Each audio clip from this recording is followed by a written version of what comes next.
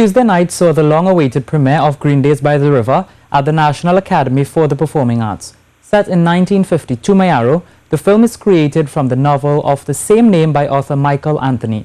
Patrons were excited to take part in the historic showing of a work so well known by many. Marie-Therese Bernard tells us more. I still can't believe that it's going to be on the big screen. Michael Anthony's words as he attended the premiere of the movie Green Days by the River, his well-renowned novel brought to life. Come here.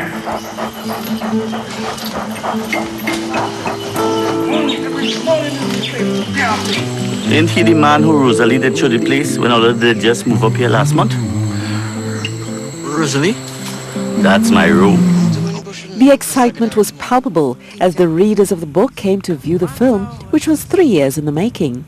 Lead actor Leonard or Omar Charas said he was thrilled by the experience and that the film reflected true life.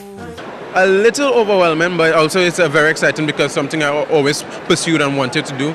And no matter how much times people told me, you know, this is a wrong way to go, I'm still striving towards doing it. I'm still striving towards better things. So yeah, it's really exciting.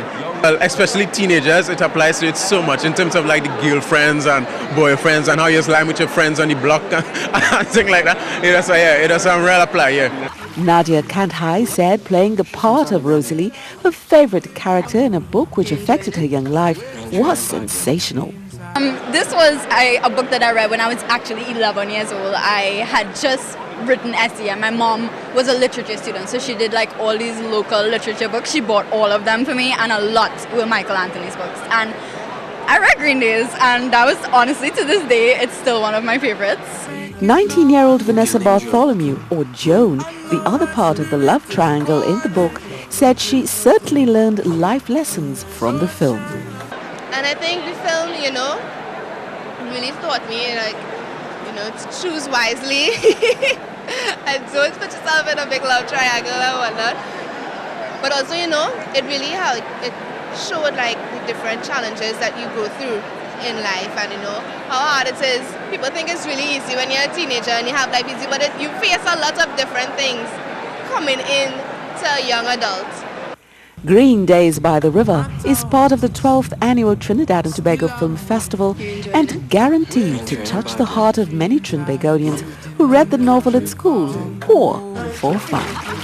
Marie-Therese Bernard, C News. The Trinidad and Tobago Film Festival has culled the talent of this and other Caribbean countries over 12 years. Despite economic challenges, the gala has grown and blossomed with a record number of offerings being seen this year. Producer and lecturer Bruce Paddington drew attention to this legacy, acknowledging that the history of the film in Trinidad and Tobago was not an easy one for this creative genre. Local productions, however, did not really come to the fore until the 1970s, with films like The Right and the Wrong and BIM. So why do I mention all of this? It's because where we are now, NAPA, was built on the site of the old Princess Building. And tonight, 117 years later, the Trinidad and Tobago Film Festival has brought film back to its roots.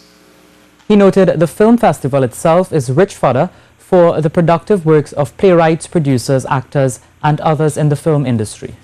We are showing over 120 films, mainly from Trinidad and Tobago and the Caribbean. And there are so many local quality entries that on Republic Day, September 24th, we're screening 100% Trinidad and Tobago productions as part of the celebrations of Patriotism Month. While Flo's Cindy Ann Gatt said, "We have to preserve our cultural inheritance, especially in the face of difficult natural crises."